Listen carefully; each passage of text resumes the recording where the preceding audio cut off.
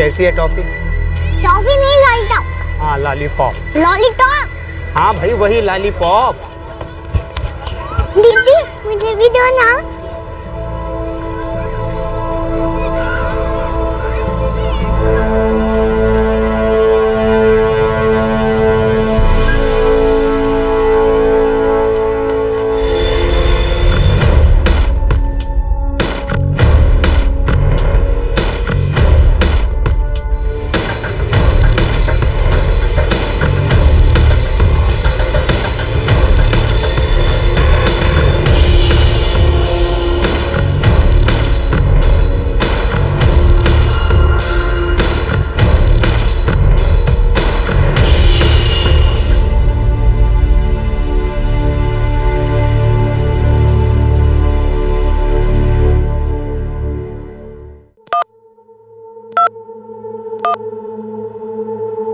The number you are trying to call is currently switched off.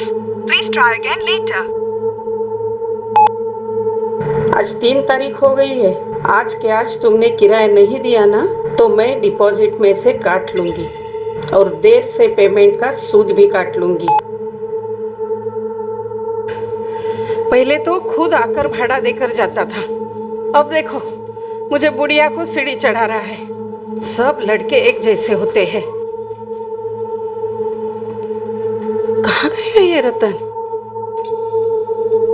रतन बहुत हो गया, समझा ना? 2 महीने से तूने भाड़ा नहीं दिया है और दरवाजे पर भी ताला लगाया है।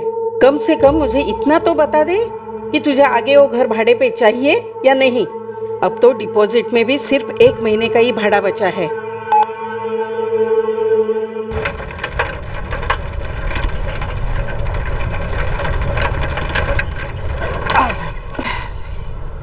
आजी चलायचं का? बाबू, अरे रतन खुद का ताला लगा के गया है। मैंने दिया हुआ ताला नहीं है वो। आता जा चाबी वाले को बुला के लेके आ। नहीं है आजी, मेरे को बहुत काम है, मेरे पास टाइम नहीं है बिल्कुल। बाबू जा, जल्दी जा, ताला तोड़ने के बाद घर साफ करना है तुझे। ठीक है जाता हूँ। अगर उसे कुछ तकलीफ थी तो बताना चाहिए था ना मुझे। अगर वो पहले से बताता तो मैं तैयार रहती। और नहीं तो क्या अरुणा काकी, एक सच बात बोलूं, ये रतन है ना, वो कुछ गड़बड़ वाला आदमी लगता था मुझे।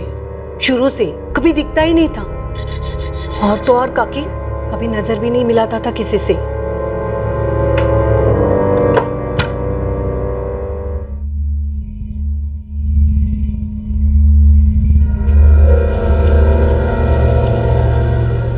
आजी लगता है आपका भाड़ोती रतन सच में निकल गया है। देखो ना पूरा घर खाली पड़ा है। हाँ रे। आजी क्या आपको भी बदबू आ रही है? अरे सड़ी हुई मछली का बास आता है ना, वैसे बास आ रहा है।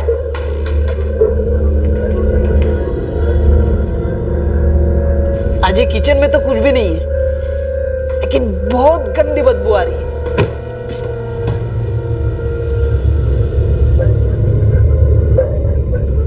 नहीं बाथरूम में भी कुछ भी नहीं है। कहाँ से आ रही है बदबू?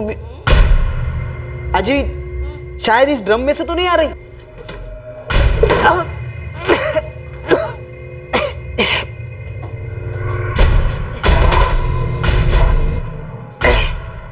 अजी अजी इस ड्रम में कुछ तो भी है, बहुत सारे बाल भी है।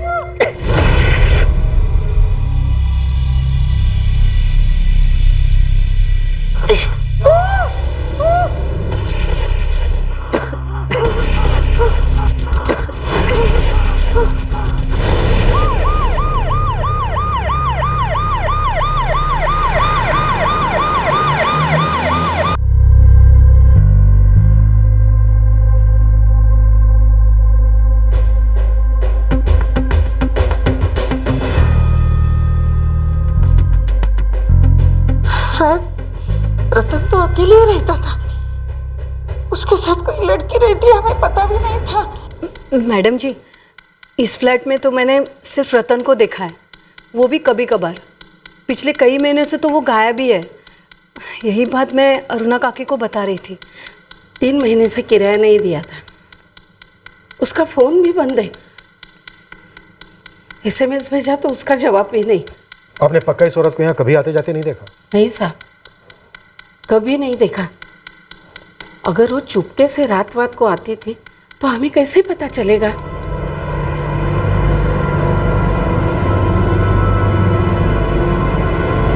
लड़की का चेहरा तो समझ में ही नहीं आ रहा है सर, और उस रतन को भी मैं ठीक से जानता नहीं हूँ। 3 महीने से रतन का घर बंद है। हो सकता है लास्ट 3 महीने से ही घर के अंदर। किसी को बदबू नहीं आई? शायद नहीं आए तो क्या कर सकते हैं। तुम रतन को जानते हो? शायद नहीं। नवंबर 2015 में आया ना तो बिल्कुल गाय जैसे था। हर महीने लिफाफे में पैसा डाल के 1 तारीख को लेके आता था। आलतू फालतू बात नहीं, कुछ नहीं, नमस्कार करके चला जाता था। ये 3 महीने से उसे क्या हुआ पता नहीं साहब।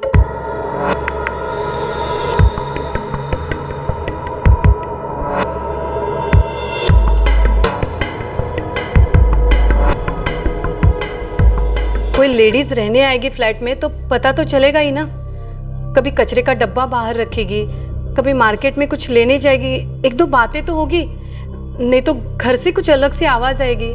मालती जी अंदर 3 महीने से लाश थी और आपको बू तक नहीं आई। हाँ, वही सोच के दिमाग का दही हो रहा है। बाहर बदबू कैसे नहीं आई? ये करता क्या था रतन? उसने कभी कुछ मुझे बताया नहीं और मैंने भी कुछ पूछा नहीं। सर, घर में ऐसी कोई भी चीज़ नहीं है जो इस रतन के बारे में कोई इन्फॉर्मेशन दे सके। अरुणा जी, ये जो बंद नंबर है रतन का, इसके अलावा कोई दूसरा नंबर भी है उसके पास? मेरे पास तो यही 1 नंबर है, लेकिन वो भी 3 महीने से नहीं लग रहा है। कभी बंद आता है, कभी आउट ऑफ रेंज आता है। इसलिए मैं उसको मैसेज भेजती थी, लेकिन उसका भी जवाब नहीं। साहब, कहीं वो अपने गांव तो नहीं चला गया?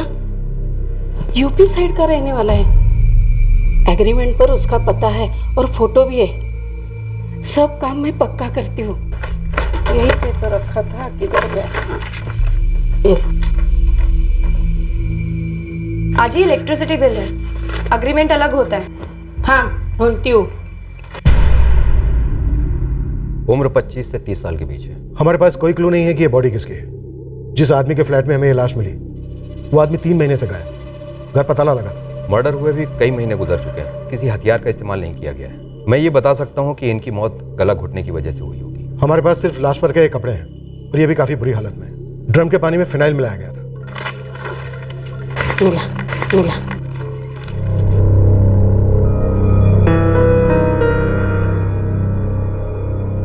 आज ही अग्रीमेंट है। और नहीं तो क्या, पढ़ना। देख, उसमें लिखा है हर महीने की 1 तारीख को 4000 रुपया भाड़ा देने का, 12,000 रुपया डिपॉजिट लिया है। उसकी फोटो भी ली है और उसका पता भी है, गाजियाबाद, यूपी। लेकिन आज ही ये अग्रीमेंट कोई अग्रीमेंट नहीं है, और गाजियाबाद कोई छोटा गांव नहीं है कि पान वाले को जाके फोटो दिखाओ और वो बता देगा कि सामने उसका घर है। आपने कोई वेरिफिकेशन नहीं करवाई, कोई आईडी प्रूफ नहीं लिया, कोई एड्रेस प्रूफ नहीं लिया। ये कोई मेरा पहला भाड़ोतरी नहीं था। सबके साथ मैंने ऐसे ही एग्रीमेंट करवाया है। कभी किसी से तकलीफ नहीं हुई। यही आदमी ऐसे निकला। और ये रतन करता क्या था? हर महीने के 1 तारीख को 4000 रुपया ला के देता था, तो कहीं ना कहीं वो नौकरी करता ही होगा ना। अब आपको ये भी मालूम नहीं? नहीं रे, सच्ची नहीं मालूम।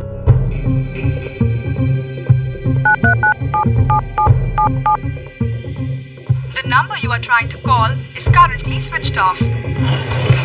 आपके द्वारा डायल किया हुआ नंबर अभी बंद है। The number you have called is currently switched off. Please try again later. Thank you. The number you are trying to call is currently switched off. Sir, 3 महीने से नंबर स्विच ऑन ही नहीं हुआ है। क्यों करेगा? मर्डर जो कर चुका है। सर, 3 महीने पहले भी नंबर काफ़ी कम यूज़ हुआ है। नवंबर 2015 में लिया गया था प्रीपेड, और जुलाई 2016 तक सिर्फ 3 नंबर पे इसकी बात हुई, वो भी 1-1 महीने के गैप में। इन तीनों से कांटेक्ट हुआ? नो सर, सारे फ़ोन स्विच ऑफ है। इस रतन मिश्रा की क्या हिस्ट्री है? सर, सारे पुलिस स्टेशन ने जवाब दे दिया है, नो हिस्ट्री। हिस्ट्री तो होगी, लेकिन क्रिमिनल रिकॉर्ड्स में एंट्री नहीं होगी। अब होगी। गोखले, ये जो तीनों बंदे हैं जिनसे इसकी बातें हुई हैं, इन तीनों को ढूंढ निकालो। यही हिस्ट्री बयां करेंगे इस रहस्य में रतन मिश्रा की।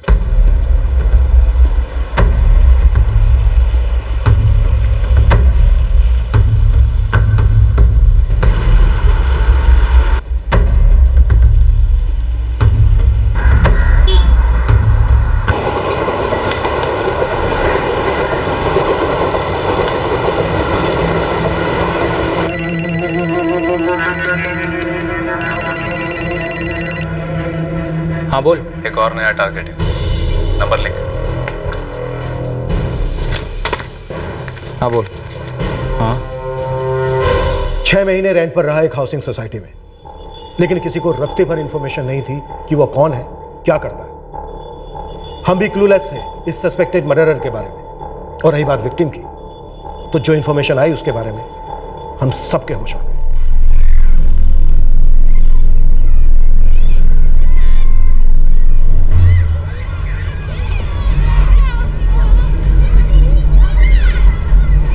सर ये गिरीश पंचाल जी हैं, सोसाइटी के रेसिडेंट हैं। अभी अभी उनको मर्डर के बारे में पता चला है, तो सामने से जानकारी देने आए हैं। जी गिरीश जी, कहिए क्या कहना है। सर मुझे पक्का तो नहीं मालूम, लेकिन एक लेडी है जो इसी सोसाइटी में बी विंग में रहती थी।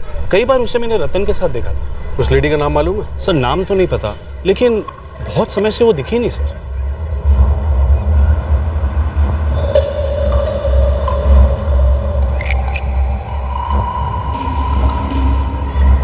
इन दोनों को कई बार मैंने साथ में बात करते हुए देखा था सर। बी विंग में कौन से फ्लैट में रहती थी वो पता है? सर अभी अभी पता चला है, बी विंग में फ्लैट नंबर 301, लेकिन सर उस पर ताला लगा हुआ है।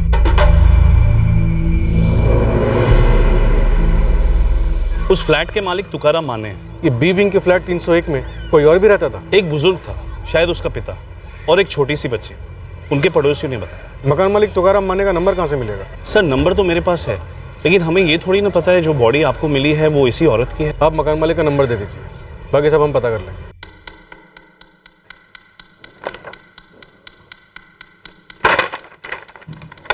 ये सोसाइटी का कोई फैशन है क्या? कच्चा एग्रीमेंट बनाना, कोई नोटिफिकेशन नहीं, कोई रजिस्ट्रेशन नहीं, ऊपर से एक ही आदमी को 2-2 फ्लैट दे दिए भाड़े पर एक ही सोसाइटी में। ना कोई एड्रेस प्रूफ, ना ही पुलिस वेरिफिकेशन, ना आईडी प्रूफ, कुछ भी नहीं लिया आपने। मानता हूँ मुझसे थोड़ी लापरवाही हुई है सर। दिसंबर 2015 में ये रतन मेरे पास आया, बोला अरुणा जी का फ्लैट भी लिया है, सेम साइज का है, वही किराया देने को भी राजी था और हर महीने की पहली तारीख को लाकर दे भी रहा था। लेकिन 3 महीने पहले से आया ही नहीं, तो मैं उसके फ्लैट पे चला गया, देखा तो ताला लगा हुआ था। तो मैं ताबड़तोब मेरे फ्लैट पर गया, बी विंग में 301। तब पहली बार मैं उस बुढ़े आदमी से मिला जो मेरे फ्लैट में रह रहा था। रतन मिश्रा कहाँ है? फोन बंद क्यों रखा है उसने? किसकी बात कर रहे हैं साहब? कौन रतन? अरे जिसने ये घर मुझसे भाड़े से लिया है वो रतन। और आप कौन हो वैसे? मैं बसंत परमार हूँ, लेकिन रतन को नहीं जानता मैं। फिर आप मेरे घर में रह कैसे रहे हो? मैं अपनी बेटी और नवासी के साथ यहाँ रहता हूँ। बेटी को बुलाओ, वो रतन को जानती होगी। उसका तो वही जाने, लेकिन 15 दिन से हमारी बेटी घर नहीं आई है। ओ काका, क्या मजाक लगा रखा है? देखो मैं आपको नहीं जानता, आपकी बेटी को भी नहीं जानता, लेकिन जिसने ये घर मुझसे किराए पे ले रखा है रतन, जिसे मैं जानता हूँ, उसे आप नहीं जानते। और वो रतन तो साला गायब है। हमारी तो कुछ समझ में नहीं आ रहा भाई। मैं दिसंबर महीने से अपनी बेटी और नवासी के साथ यहाँ रह रहा हूँ। आपकी बेटी पिछले 2 हफ्तों से गायब है और आपको उसकी कोई चिंता ही नहीं है? चिंता कैसे नहीं होगी भाई, हमारी तो जान निकली जा रही है। देखो फिलहाल तो आप मेरे घर से निकल जाओ, आपका नंबर दो। सर मैंने वो बसंत परमार का नंबर लिया था, तो दूसरा दिन मैंने उसको फोन किया, तभी वो सामान बांध रहा था और वो फिर अपनी पोती को लेके मेरे फ्लैट से चला गया और फिर मैंने अपना ताला वहां लगा दिया। इस बसंत परमार का नंबर दो हमें। जी सर। अपना फ्लैट दे दिया किराए पर, उसके बाद एक बार भी ये देखने नहीं गए कि कौन रह रहा है वहाँ, फ्लैट को किस हालत में रखा है। भाड़ा टाइम टू टाइम रतन ला के देता था ना, तो फिर वहां जाने की जरूरत ही महसूस नहीं हुई कभी। इस बसंत परमार की बेटी, इसकी कोई डिटेल्स हैं आपके पास? कोई नंबर, फोटोग्राफ, कुछ भी? नहीं है मैडम, मैं तो उन लोगों को जानता तक नहीं था ना सर। कमाल है आप लोगों का, एक तरफ छाती पीटते फिरते हो कि शहर में क्राइम बढ़ रहा है, रहना दुश्वार हो गया, और खुद को देखो, बिना रेफरेंस के एक ही आदमी को 2-2 फ्लैट दे दिए एक ही सोसाइटी में, और वो आदमी मर्डर करके चला गया। पड़ोसियों तक को नहीं मालूम है कि वो आदमी कौन था, क्या करता था, और सबसे बड़ी बात, दोनों मकान मालिकों में से एक भी कोई अपने फ्लैट में नहीं गया, सिर्फ इसलिए कि वो किराया टाइम पर।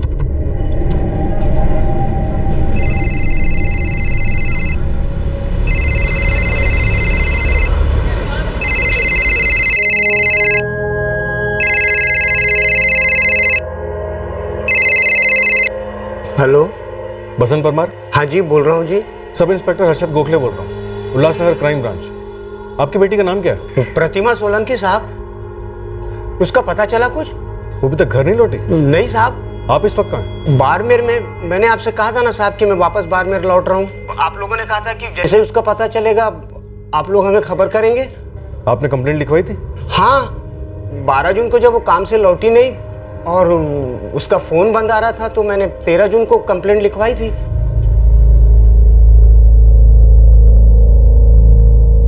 हमने पूरे थाने के पुलिस स्टेशन में विक्टिम की एज और उसके कपड़ों की डिटेल्स भिजवाई थी। हमें इन्फॉर्मेशन मिली थी। फिर हमें इन्फॉर्म क्यों नहीं किया गया केदारे? प्रतिमा सोलंकी की मिसिंग कंप्लेंट में उसके फादर ने क्लियरली मेंशन किया है कि विक्टिम की एज 26 साल है। उसने ऑरेंज कलर का सूट पहना था और व्हाइट दुपट्टा लिया था। सॉरी सर, छूट गया नजर से। कैसे छूट गया केदारे?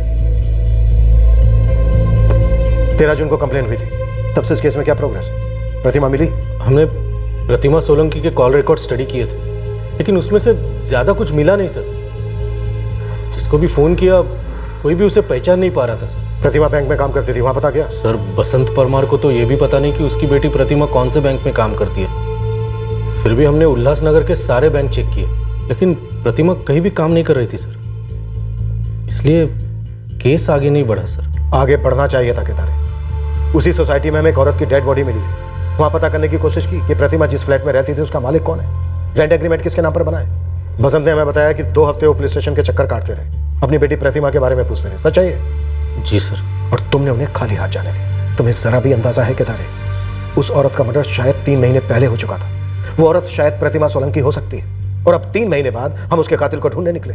सॉरी सर, छूट गई ये मैटर। छूट नहीं गई केदारे, छोड़ दी गई। जो लोग कहते हैं ना कि पुलिस अपना काम ठीक से नहीं करती, लापरवाह है, शायद यही वो लापरवाही है। ये तुम्हारी प्रतिमा के कपड़े हैं। जिस दिन घर से निकली थी यही कपड़े पहने हुए थे। शिखा, मम्मी शाम को आएंगी, फिर खूब मजे करेंगे। ओके? ओके मम्मा।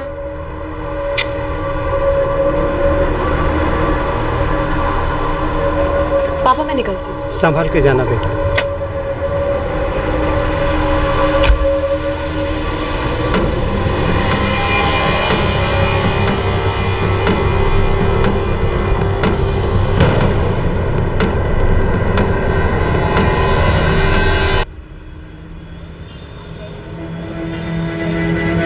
ये वाली पैसे।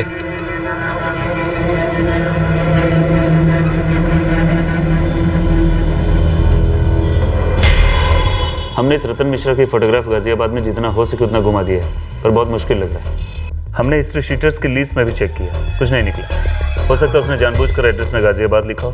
हमने विक्टिम को आइडेंटिफाई कर लिया है, पर रतन मिश्रा पर कोई लीड नहीं है हमारे पास। लेकिन संभावना पूरी है कि रतन ही मुजरिम है। हमारे को पता नहीं साहब ये रतन कौन है। मकान मालिक तुकाराम जी भी इसके बारे में पूछ रहे थे। आप लोग जिस फ्लैट में रह रहे थे वो इस रतन ने भाड़े पर लिया हुआ था, और यही उसका किराया भी देगा था। हमारे को मालूम नहीं था ना साहब। देखिए, मैं बाड़मेर राजस्थान का रहने वाला हूँ।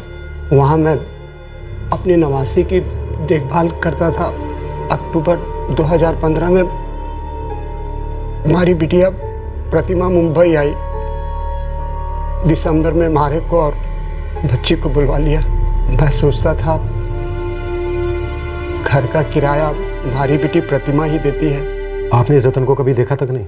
देखा था सोसाइटी में आते जाते, लेकिन कभी भनक तक नहीं लगी साहब हमारे को कि ये आदमी हमारे घर का किराया देता है। कैसे भनक लगेगी साहब, आप बताइए। जाहिर है आपकी बेटी इस आदमी को काफी करीब से जानती थी। उसने आपको कभी बताया नहीं? ना साहब, प्रतिमा ने कभी ना बताया। प्रतिभा काम क्या करती थी? कोई बैंक में काम करती थी साहब। बैंक की नौकरी, ये तो बड़ी अच्छी बात है। हाँ पापा, फिलहाल जूनियर क्लर्क हूँ, पर आगे बढ़ने के एग्जाम्स दे सकती हूँ। अगले साल से बोनस, घर के लिए लोन सब मिलेगा हमें। हम तीनों का भविष्य बहुत अच्छा होने वाला है पापा। और शिखा के लिए तो मैंने एक बहुत अच्छा स्कूल देखा है। इंटरनेशनल स्कूल जाएगी मेरी बच्ची। कौन सा बैंक, कौन सी ब्रांच, कभी कुछ पता नहीं किया? ना साहब, प्रतिमा ने कभी बताया ना। शिखा के पापा अमित सोलंकी नाम है उसका, बाड़मेर में है। पत्नी यहाँ और पति वहाँ। अलग हो चुके थे ना साहब। 6 साल पहले मैंने शादी कराई थी उनकी, पर जमी नहीं उनकी। बच्ची होने के बाद भी नहीं जमी। प्रतिमा ने उसको छोड़ दिया था साहब। इस अमित सोलंकी का एड्रेस दीजिए।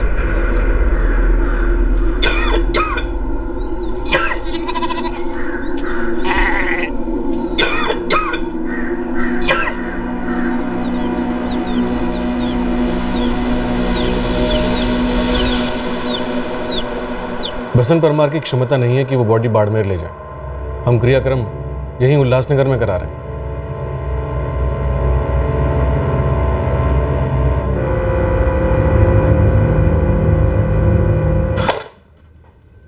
ये सोसाइटी है कि मजाक है? रतन के बारे में किसी को इतना सा मालूम नहीं है। और ये प्रतिमा पता नहीं क्यों अपने बाप से झूठ बोल रही थी। गोखले, ये जो 3 बंदे थे जिनकी रतन से बात हुई थी, क्या फॉलोअप है? सर फोन कंपनी से रिकॉर्ड आज आ जाएंगे। एड्रेस मिलेंगे, उठा लेता हूँ। शांति, तुम बाड़मेर जाने की तैयारी करो। सर फिलहाल केस ब्लाइंड है। हो सकता है इस रतन का सेपरेटेड अमित के साथ कोई ताल्लुक हो। बसंत परमार बता रहे थे कि प्रतिमा ने अमित को छोड़ा।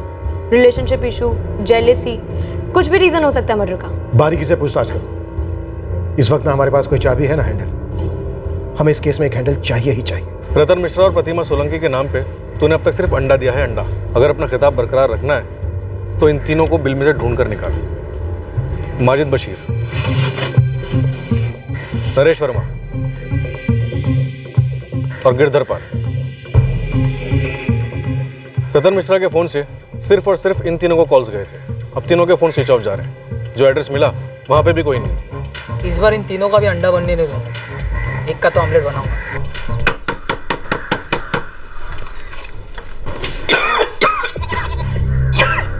जी अमित सोलंकी, प्रतिमा का मर्डर? यकीन ही नहीं हो रहा है मैडम। दुख भी तो नहीं हो रहा है?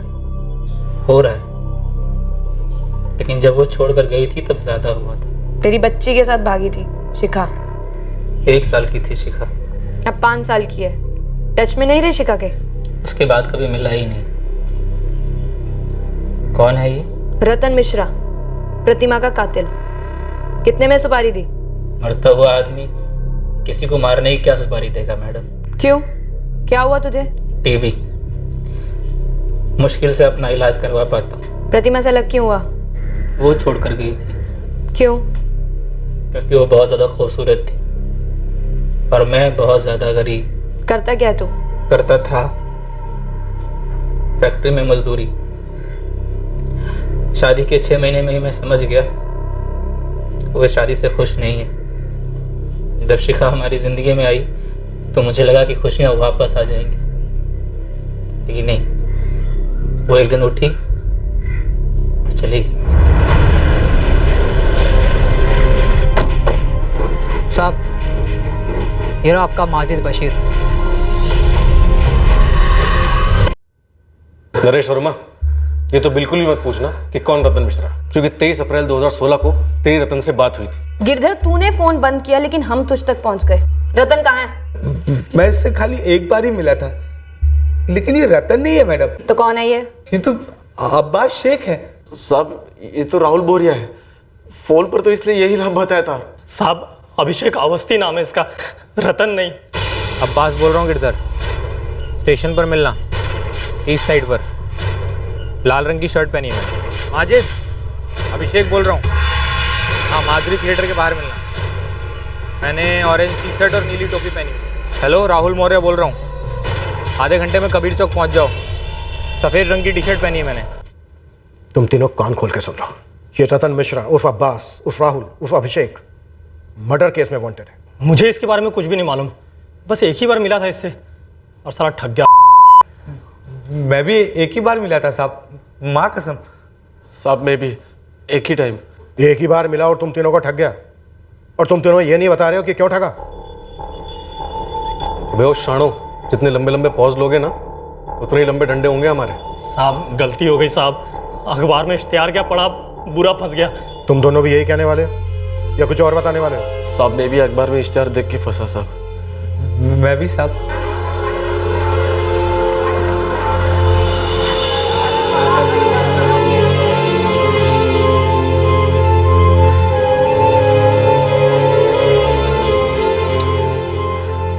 अरे जो बोलो वो चॉइस मिलेगा। अपनी मर्जी से आराम से चुनना और आराम से बैठना, वो भी लड़की के ही घर में। कोई टेंशन नहीं। चलेगा, पर रेट 2000, 1000 लड़की का और 1000 रजिस्ट्रेशन का। वो पैसा पूरा एडवांस देना पड़ेगा कैश में। उसके बाद हम तुम्हें लड़कियों के फोटो दिखा देंगे। तो विला कहाँ होगा? 1 घंटे बाद तुमको फोन आ जाएगा। पैसा रेडी रखना। माजिद, अभिषेक बोल रहा हूँ। हाँ, माधुरी थिएटर के बाहर मिलना। मैंने ऑरेंज टी शर्ट और नीली टोपी पहनी हुई है।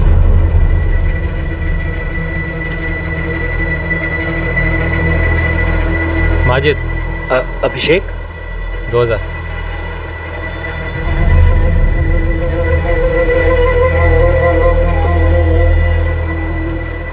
एकदम सही लड़की चुनी है, मस्त है और बाजू में रहती है। वो बिल्डिंग देख रहा है, हरी वाली? हाँ देख रहा है ना, उधर सी विंग में 402 में जाने का। और बोलना अपर्णा से मिलने का है, मैं फ़ोन कर देता हूँ लड़की को। हाँ अपर्णा मेरी जान, कैसी है? अरे नहीं रे, हाँ भेज रहा हूँ ना। माजिद ना?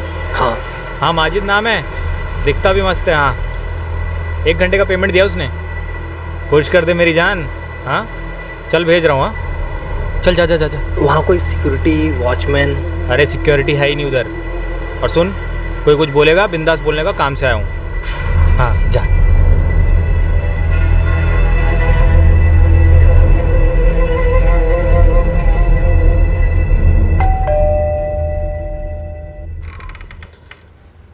जी वो अपर्णा? कौन अपर्णा? अभिषेक ने भेजा था। भाई तुम गलत पते पर आ गए हो। यहाँ कोई अपर्णा नहीं है। फ्लैट नंबर 402 यही है ना? मेरे फ्लैट का नंबर तुम मुझे बता रहे हो? लेकिन अभिषेक ने तो यही फ्लैट नंबर बताया था। पैसे भी पूरे दिए हैं मैंने। कौन अभिषेक पे? कैसे पैसे पे? वो मसाज के लिए आया हूँ मैं। सब मेरे साथ भी सेम टू सेम हुआ साहब। सारस नगर के एक कॉलोनी में भेजा था मुझे। मैंने रुखसाना के लिए पूछा तो थप्पड़ पड़ा साहब। गिरधर, तूने किसके लिए पूछा था और कहाँ? काल की पाड़ा में डॉली। फिर थप्पड़? साहब आप वो इश्तिहार वाले नंबर पे फ़ोन कीजिए ना, मैं करता हूँ तो बंद आता है। इस लड़की का भी फोटो दिखा था? नहीं। इश्तिहार कौन से अखबार में पढ़ा था? कोई तो हिंदी अखबार था साहब। अब अखबार का नाम भी होता है? लगभग हर रोज क्लासिफाइड में आता है ये एडवर्टाइजमेंट। सर परसों के एडिशन में भी था। कल में भी है। बस हर रोज नंबर चेंज होता है। कैसे कैसे धंधे सोचते हैं लोग ठगने के लिए, वो भी फुल प्रूफ, नंबर बदल बदल कर। चलो इन ठगों को इन्हीं की चाल में फंसाते हैं।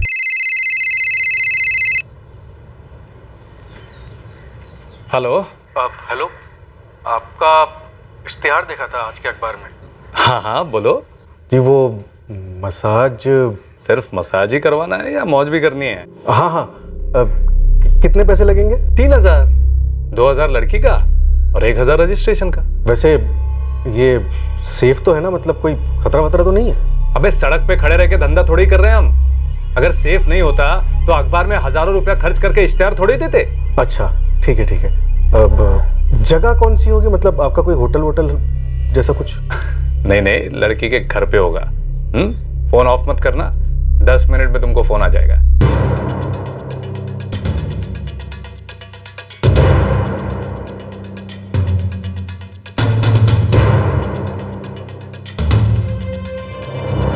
हाँ चंदर बोल रहा हूँ।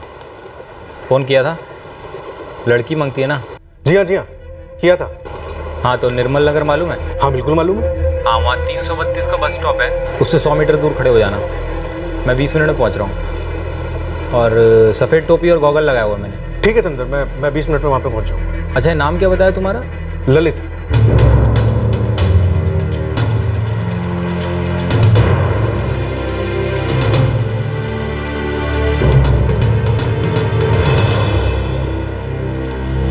ललित। तुम चंदर हो? हाँ पैसे। पहले फोटो दिखाओ। पहले पैसे। ठीक है, एक फोटो मैं दिखाऊं? क्या पक रहा है बे?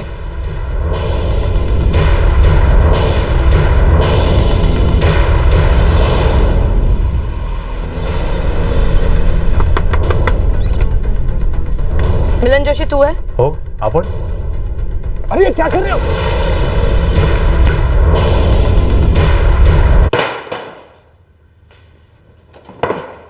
तो इंट्रोडक्शन हो जाए। नो नकली नाम प्लीज। ये कह रहा है कि ये विजय सिंह है मिलिंद जोशी, तेरा भी कोई असली नाम है? मेरा असली नाम मिलिंद जोशी ही है, लेकिन इसका असली नाम किशोर है, किशोर परदेशी। इसका असली नाम प्रतिमा सोलंकी है और इसका असल में मर्डर। ये तुझे जानती थी, किस नाम से जानती थी और इसका मर्डर करने की खास वजह क्या थी? थमा साहब, मैं कबूल करता हूँ कि मैं इसके साथ मिलकर लोगों को ठगता हूँ, लेकिन इस लड़की का फोटो हमने कभी इस्तेमाल नहीं किया। मैं तो इसको जानता तक नहीं हूँ साहब। ये मर्डर से मेरा कोई वास्ता नहीं है साहब। हाँ, आई शपथ सकता साहब। चल इसकी बक दिया इसने। अब तेरी बारी है किशोर उर्फ 1 दर्जन नकली नाम। सर, प्रतिमा भी हमारा इश्तिहार देख के आई थी। फोन किया था उसने मिलिंद को।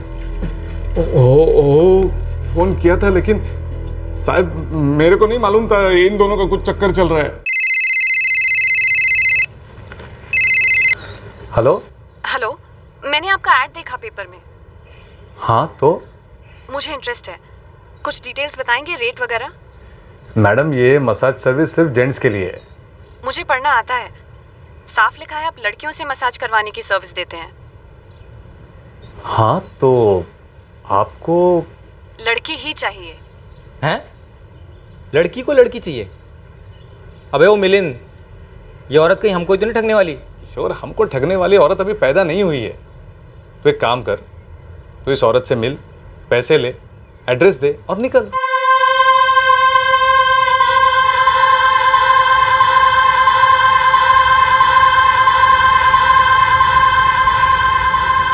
प्रतिमा जी, आप रतन है?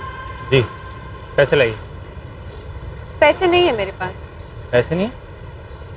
तो फिर फोन क्यों किया था?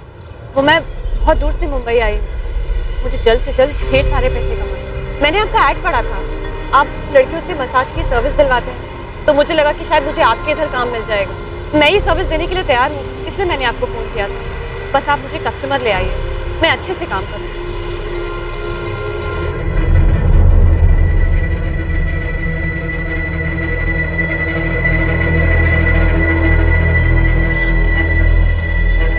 लेकिन फोन पर तो उस दूसरे आदमी ने कहा था कि 1000 रजिस्ट्रेशन के और 2000 लड़की के। मैंने 1500 अपने पार्टनर को दिए, बोला कमीशन मिला है तुमसे। झूठ बोल दिया उससे।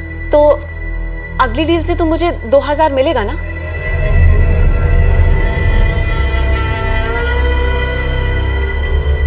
कोई नहीं, चलेगा मुझे। मैं 1500 में करने के लिए तैयार हूं, 1000 में भी कर लूंगी। बाड़मेर में मेरी एक छोटी सी बेटी है, एक बूढ़ा बाप है। देखो, मैं दिन में 1 से ज्यादा कस्टमर को भी सर्विस देने के लिए तैयार हूँ। हम कस्टमर्स को सर्विस देते नहीं, हम ठगते हैं।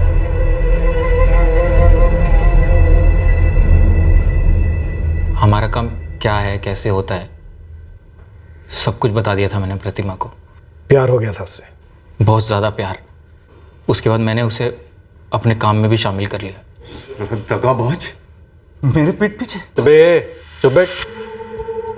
तुम दोनों मिलकर लोगों को ठगते रहे, तेरे ठग फ्रेंड ने तुझे ठग लिया। सब जहाँ भी वो जाती थी जबरदस्त इंप्रेशन पड़ता था, लोग जल्दी मान जाते थे।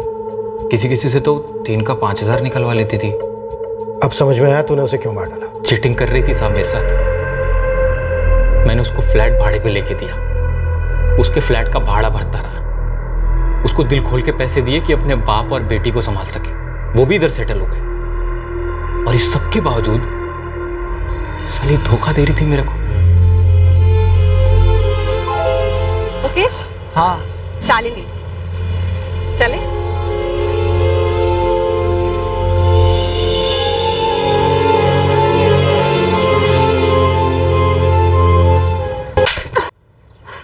पूरा वीडियो दिखाऊं तुझे?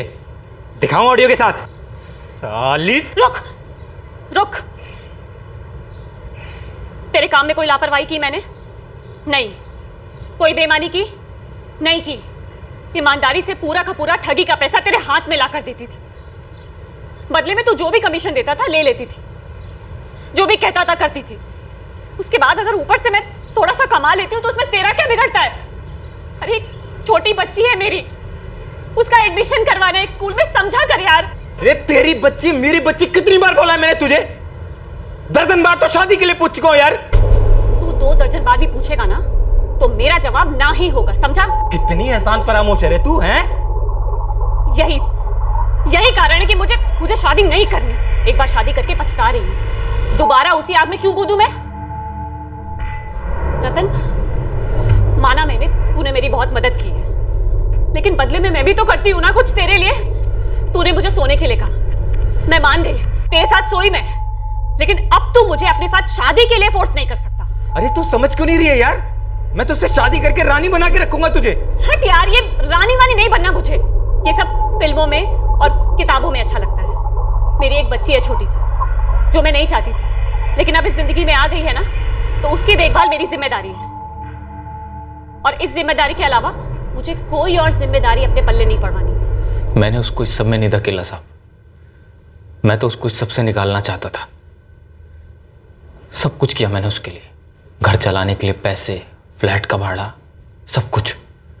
लेकिन मेरे लाख कहने के बाद भी उस साली सुनने को तैयार ही नहीं थी। इस मुद्दे पर जो बात होनी थी हो चुकी थी ना, मामला भी सेटल था और काफी टाइम भी हो गया है। अरे प्रतिमा, मामले को मार गोली, मेरे साथ सेटल हो जाए यार। लेकिन मैं तो सेटल्ड हूं ना। मेरा मतलब शादी कर ले यार मुझसे। देख, मैं अच्छी तरह जानता हूँ कि तू दिल से प्यार करती है मुझसे। रतन, तू मुझे कितना कम जानता है। तुझे अभी तक नहीं पता लगा कि मेरे दिल में किसी आदमी के लिए प्यार कभी हो ही नहीं सकता। मुझे प्यार सिर्फ और सिर्फ अपनी आजादी से। और जो तू ये रोज रोज शादी कर ले करता रहता है ना, घुटन होती है मुझे इससे। अरे तो एक शादी बुरी हो गई तो तू हर शादी को बुरा समझेगी क्या यार? ये तो बेवकूफी है प्रतिमा। और हर बार ना सुनने के बाद बार बार बेशर्मों की तरह पूछते रहना, वो भी तो बेवकूफी है ना। कितना जलील करेगी यार तू मुझे? कितना जलील होता रहेगा तू? प्रतिमा, आज के बाद तू धंधा नहीं करेगी, समझ गई तू? शादी नहीं करनी मत कर, घर पे बैठ, मैं खिलाऊंगा तुझे, तेरे बाप को, तेरी बच्ची को, सबकी देखभाल करूंगा, लेकिन धंधा नहीं करेगी तू। पर तेरे एहसान के साइज से भी दूर रहना है मुझे।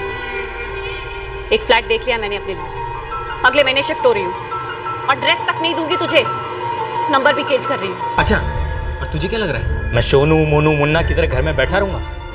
ढूंढूंगा नहीं तुझे। अगर तू मुझे ढूंढेगा ना, तो पुलिस तुझे ढूंढेगी, और ये मैं मजाक नहीं कर रही।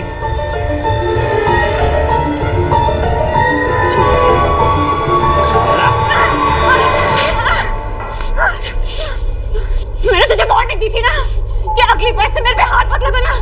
तेरी हिम्मत कैसे हुई? अब तो देखना पुलिस तेरा क्या हाल करेगी। तू मेरा नाम लेने से भी काफी का समझा। साली, मेरी वजह से तेरे सारे काम पूरे हो रहे हैं, तेरे सपने पूरे हो रहे हैं, तू अपने पैरों पर खड़ी हो पा रही है, तू मेरी कंप्लेंट करेगी पुलिस में।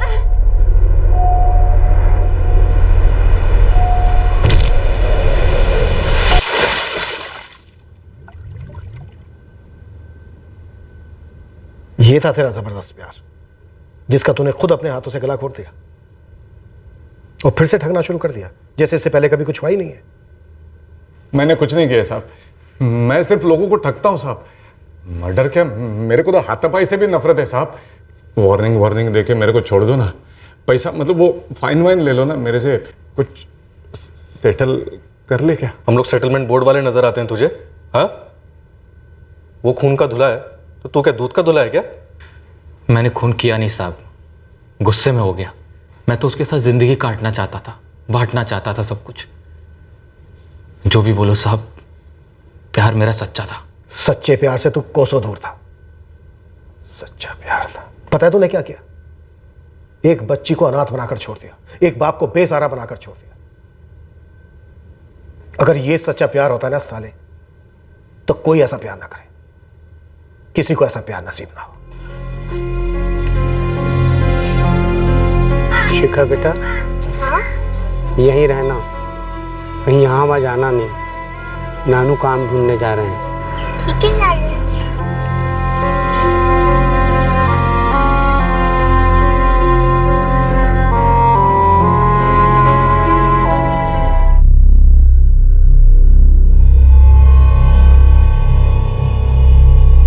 और वो मिलिंद जोशी, वो फ्रॉड और ड्यूपिंग के चार्जेस में अरेस्ट नहीं हुआ?